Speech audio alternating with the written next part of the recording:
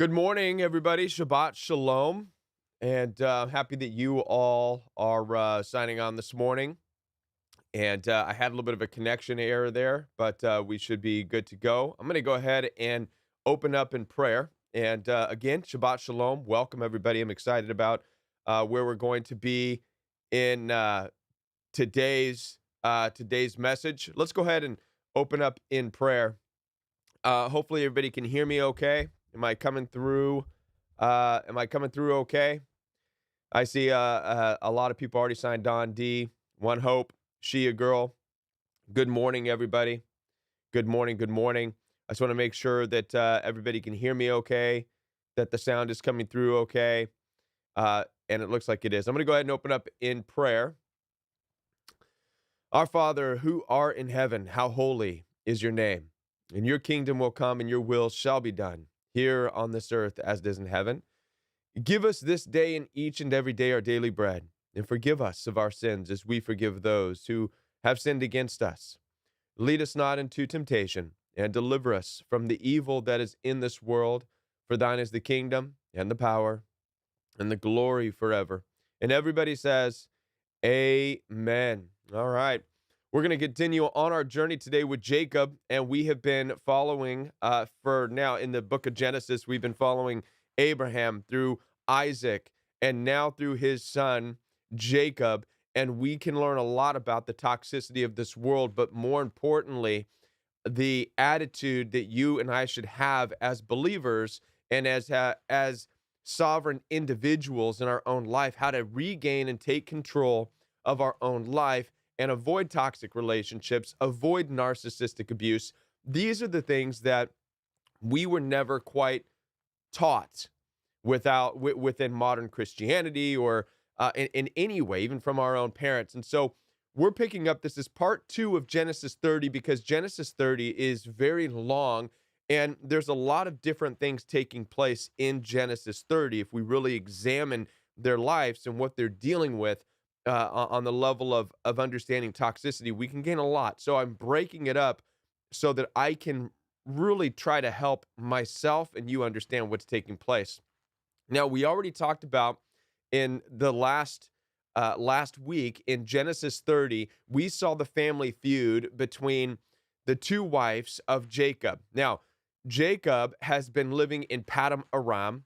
He has been working for one of his relatives for his two daughters.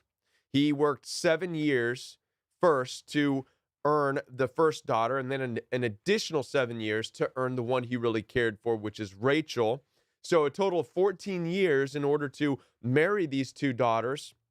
And they were feuding back and forth over the girls were, Rachel and her sister, over who he loves most, basically.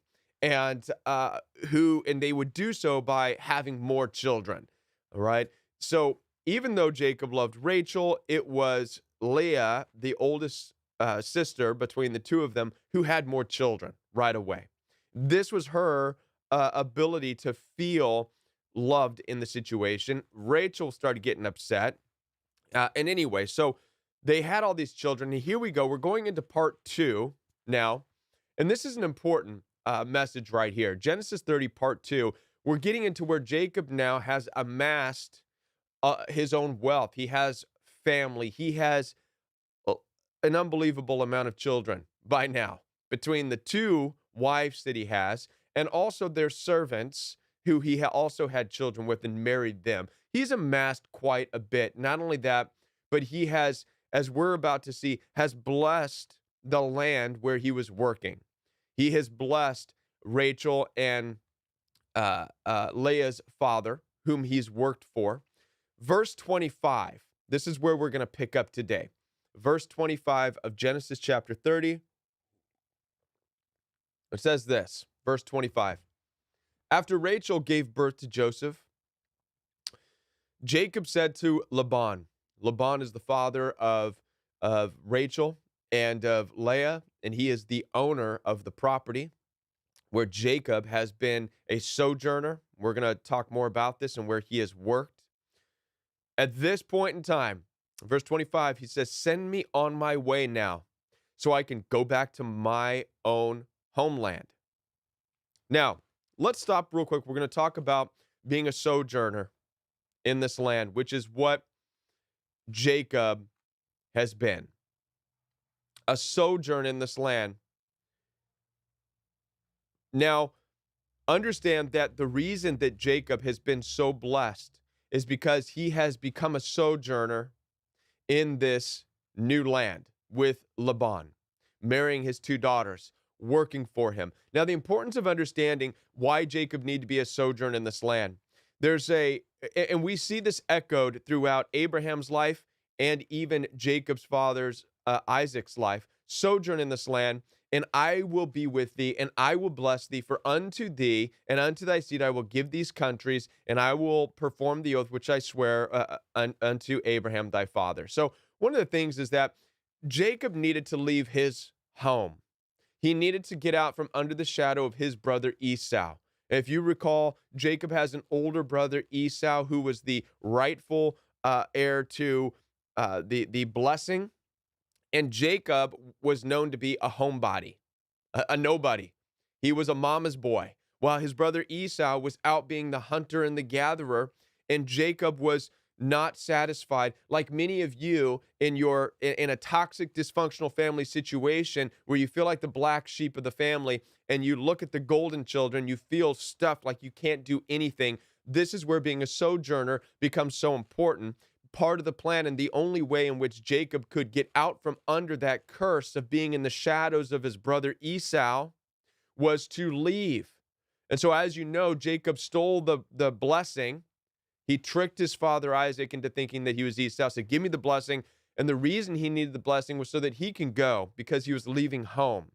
And this blessing became important, not because he wanted to outdo his brother Jacob, but because he wanted to get away from the dysfunction of feeling second place and living in the shadows of his brother Esau. And so he became a sojourner in this land. Now watch this. This is important for you and for me. As a sojourner in the land, and a sojourner means a visitor, an alien. Nobody knows you. So when Jacob arrived in Paddan Aram, nobody knew him. He approached Laban and said, I'm a distant relative of yours. But he had a brand new opportunity to become anything he wanted to become. This is important. So we are oftentimes afraid of leaving home. We're oftentimes afraid of leaving our mom and dad because they condition us to think that we cannot leave them. We're afraid of leaving our siblings, our brothers and sisters. We fear leaving home. But in every single case that we have seen, from Abraham to Isaac to now Jacob, the blessings come in your life, in fact, from leaving home, from becoming a sojourner. If you turn away from what you know and be an alien for a while, you write your own story. And God, if the Lord is before you, the Lord will open up doors for you. And I know this firsthand because I moved from California, the place where I was born and raised, and I'm now in St. Louis, Missouri. And doors are opening up. Nobody knows me out here. I'm not under the conditioning shackles of the family and the people in California. So I've experienced this firsthand. Even Jesus will tell us later on, when we get into the New Testament, Jesus will come to tell us later that after visiting Nazarene, most of you know this story, Jesus said to them, a prophet is not without honor except in his own hometown, among his relatives and his own home. So he could not perform any miracles there except to lay his hands on a few sick people and heal them. You could see this in the book of Mark. This is actually written in all of the Gospels. It's said 3 times. Jesus, when he visited Nazareth, the place where he was born, he was not able to perform any miracles. Why? Because the people knew him. His family was there. They watched him raise. They created a story about him already. They had a narrative of who he was. And this is what family wants to do to you, and they've done to me. They don't care about the real you, the heart of you. They create a narrative, a story. You become a puzzle piece in their puzzle of what suits them. This is why it's so important to be able to understand it's okay to become a sojourner, an alien, where you are brand new to the scene and you get to work and put forth effort to change your story. As I said, people narrate a story for you. The best positions themselves, especially family. Family will not care as much about you and your purpose and your plans as much as they will care about how you fit in their puzzle, if this makes sense to you. This is especially true for toxic, dysfunctional families. They don't care about you, the real inner workings of you, the true you. They care about you fitting into their puzzle and becoming the piece they need you to be. Now, Jacob could do nothing in it living. This is why he's in Padam Aram. He could do nothing at home, living under the shadows of his older brother Esau. So he ventured on, took the blessing, and he ended up being a stranger in this new land, Padam Aram, where now he has two wives, and he has blessed not only himself with children. Well, the Lord has blessed him, but he is also blessed through his work, Laban. Now, verse 26. We get to this point where Jacob now has amassed wealth. How has he amassed wealth? From working so hard for Laban. He has his two daughters, wives. He now has all these children. He has the servants. And so in verse 26, we see this effort. This is also important now, where Jacob is ready to move on and get away out from under Laban, get out from Padan Aram. By this time, he has been there for 14 plus years. 14 plus years, 7 years where he worked for the first daughter, Leah. An additional 7 years of work to earn the right to marry Rachel. And then additional years after that as he was having children. So 14 plus years where he has been an alien and a stranger and has now created a new home, okay, away from his father Isaac, his brother Esau. He's created this new home and this new life. But now he's ready to go. And it's important that we understand why he's ready to go. Verse 26, he says, "Give me my wives and children for whom I have served you, that I may go on my way. You know how hard I have worked for you." This is what Jacob says to Laban. Now, and there's key things in this. Listen to the language that he's using. Give me my wives and children for whom I have served you. He's indicating, I have been serving you. I have been working for you. And he's saying here in verse 26 that I may go on my way now. You know how hard I have worked for you. Jacob understands now that he is not a free person, even though he has amassed wealth. He has his wives. He is a slave in the situation. Though he has gained so much, he's a slave to who? To Laban. At any given moment, Laban, since he's in Laban's territory, can say, "Give me back my daughters, give me back every." So Jacob is beating him to this, saying, "Now that I have served and I've earned everything, let me go." Okay, I'm going to leave. And now, verse 27 here, Laban replied, "If I have found favor in your eyes, please stay. I have learned by divination that the Lord has blessed me because of you." And he added, "Name your wages and I will pay them." Name your wages and I will pay them. Listen, here's the reality of what's taking place here. Laban wanted to remain in control of everything, much like toxic and narcissistic people want to remain in control of your life. This is an ancient historical representation of what labor actually looks like when you work for someone else, right? When you have a job. Laban replied, "If I have found favor, stay, because the Lord is blessing me because of you," right? As long as Jacob was there being blessed, it all belonged to Laban. And that's the reality of it. When you work, wherever you work, however hard you work, your skill, your brilliance, your smartness, your labor is actually benefiting the people you work for first, and then they also give you some in return. How many of you are aware of that? And that's not necessarily wrong. After all, if it wasn't for Laban even owning all this cattle to begin with or having the daughters, then Jacob would have nothing, right? So there's nothing wrong with working for others who have something in order to build up what you need to build up. But then at some point, when the scale gets unbalanced, meaning you are finding yourself in a position now where you can leave, where you're being blessed, there's no reason to continue to give, the majority of your efforts to somebody else so they can give you a little bit. That scale has tipped and you have now become blessed beyond. This is where we find, but Laban wants to hang on to that and say, no, no, no, no, no, Jacob, you keep working for me. I will receive all your blessings and I'll give you a little bit of it as well. It would be as though if you worked for a major company and you figured out the entire company and you grew and became the most powerful person in the company, yet the president of the company wanted to tell you, no, no, you just stay where you are and I'll receive the blessings of your brilliance and I'll keep paying you a paycheck. That wouldn't fly, right? Yet most of us need to understand this concept of when it's time for us to gather our belongings and our blessings and be able to leave. Laban wanted to remain in control. Now, verse 30, indeed, Jacob responds, you had very little before my arrival, but now your wealth has increased many times over. Jacob is saying, your wealth has increased many times over because of me. The Lord has blessed you wherever I set foot.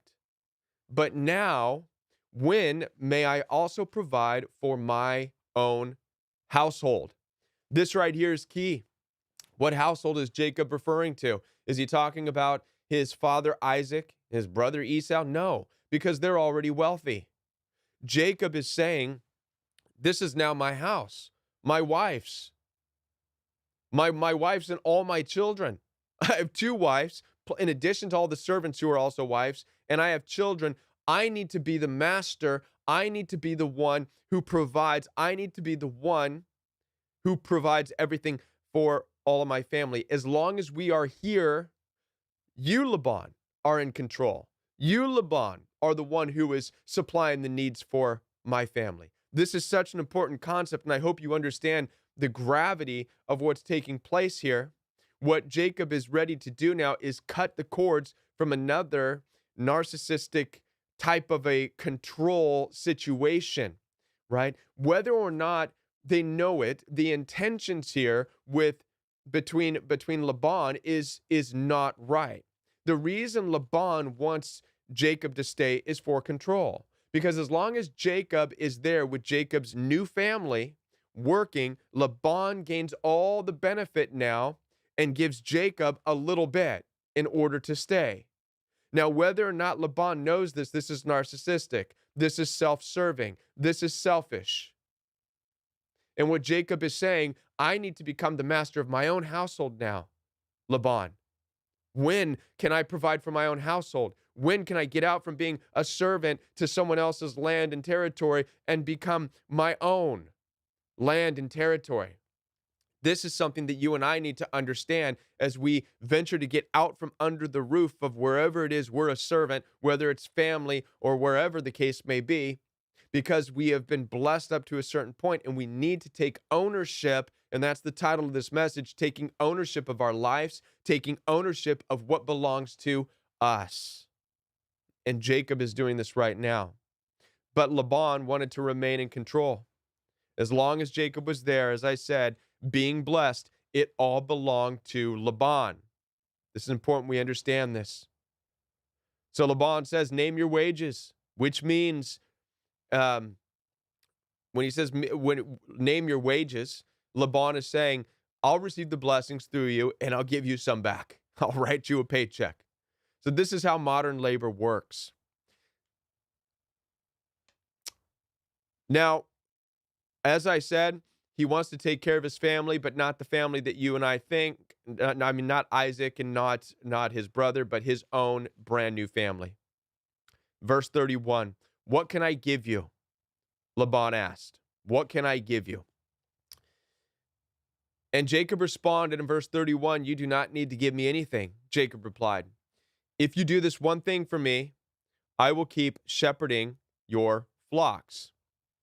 And what he indicated, if you do for me, is to allow me to go and pick the spotted and speckled sheep and goats and all the ones that look like they are the misfits within the whole territory. And Jacob made his plea, say, listen, give me all the spotted and speckled ones so that I may leave, and that will be my wages. And we're going to get into the significance of what Jacob is doing in the next message. The reason that I want to break this up again is because there's so much to look at and dissect within each one of these messages as far as how it pertains to you and I, how we can reshape the way we look at family structure, reshape the way we look at um, dysfunctional families, the selfishness, the hierarchies that are created, how people fall into the traps of just being in a place of not being blessed themselves. And this is where we see Jacob. He's at this crossroads where many of us come to, where he's ready now to become his own family, his own family. You know, it's interesting. One of the, in my own story, and I'll share this. In my own story, when I first was married and I was trying so hard to fit into my wife's family. And I was new there in the beginning, and in the beginning everything was great. But after a while, I saw that they needed me to fit into a particular place within their family, which was not a good place. They wanted to squash out my own individuality, my independence. They wanted to label me as a certain type of individual, and that they needed in their puzzle so they can feel good about themselves. And what happened is they became unified while I became, well, the the burden, the black sheep. And this was one of the most painful experiences for me. And I often thought I did my best because I thought I was supposed to be married into that family. I thought I had to marry into that family. It wasn't until I got away, until this message applies to me, where the Lord spoke to me and said, Kevin, I never called you to become a part of anybody else's family. I called you to become a family. And this is important. And I hope that this resonates with a lot of you. And we see this also with Jacob right here. Jacob, for a short while, needed to work and fit in with Laban and do his work and earn what he earned. But his calling was not to join Laban's family. His calling was to become a family. The same is true with, as it was with Abraham. The same is true as it was with Isaac. And now Jacob is learning this as well, to become a family. And this is something that you and I need to understand as well. We're not called to join another family. We're called to become a family. And the Lord will open up the doors for this to happen. And this is where we were at. And with that, I want to thank you very much for being a part of this Shabbat service. Shabbat Shalom, everybody. Blessings to you today. Blessings to you all throughout the week. And look out for more of the Royal We videos on the Organic Royal We channel. If you would like to support to this channel, you can do so with the link that's on the banner on the homepage, or also in the description box. And again, your support is not required, but it is inspired.